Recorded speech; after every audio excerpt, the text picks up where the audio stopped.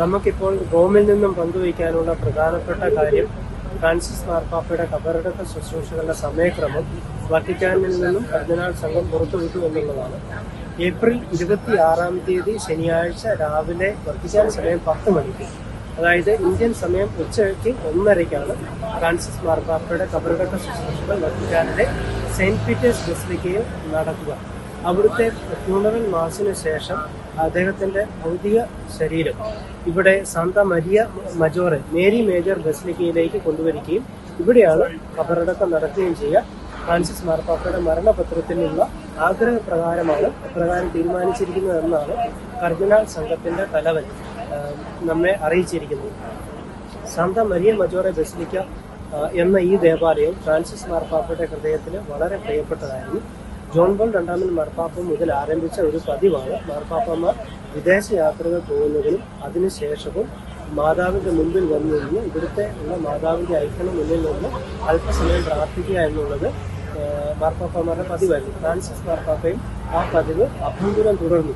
ഏറ്റവും ഒടുവിൽ ജെമല്ലി ആശുപത്രിയിലെ തന്റെ വാസത്തിന് ശേഷം വത്തിക്കാനിലേക്ക് തിരിച്ചു പോകുന്നതിന് മുമ്പും ഇവിടെ വന്ന് പ്രാർത്ഥിച്ചിട്ടാണ് മാർപ്പാപ്പ സാന്താ മാർത്തയിലേക്ക് മടങ്ങിപ്പോയത്.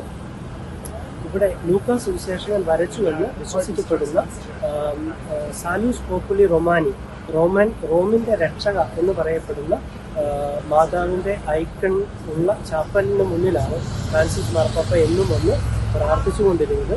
മാതാവിന്റെ പേരിലുള്ള കത്തോലിക്ക സഭയിലെ ഏറ്റവും പുരാതനമായ തീർത്ഥാടന ദേവാലയമാണ് മരിയ മജോറെ ബസിലിക്ക. നമുക്ക് ഇപ്പോൾ ലഭ്യമാകുന്ന വിവരം 135 കർദിനാളന്മാരാണ് പുതിയ മാർപ്പാപ്പയെ തെരഞ്ഞെടുക്കുവാനുള്ള കോൺക്ലേവിൽ സംബന്ധിക്കുന്നത്. 2025 ഏപ്രിൽ 1 80 വയസ്സായ കർദിനാൾമാരും ഈ കോൺക്ലേവിൽ സംബന്ധിക്കുന്നില്ല.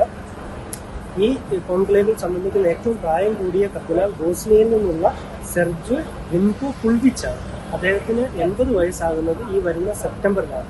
ഏറ്റവും പ്രായം കുറഞ്ഞ കർദിനാൾ യുക്രൈനിൽ നിന്നുള്ള മൈക്കോള ബൈച്ചോക്കാണ്. 44 വയസ്സ് മാത്രമാണ് അദ്ദേഹത്തിന്റെ പ്രായം.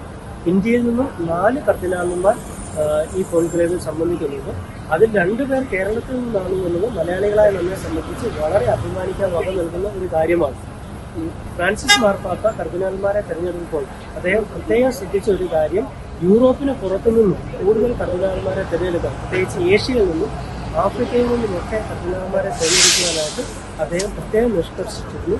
അങ്ങനെ ഒരു ഗ്ലോബലി ആളുകൾ സംബന്ധിക്കുന്ന കർദിനാൾമാർ സംബന്ധിക്കുന്ന ഒരു കോൺക്ലേവാണ് തുടർന്ന് നടത്താനായിട്ട് പോകുന്നത്.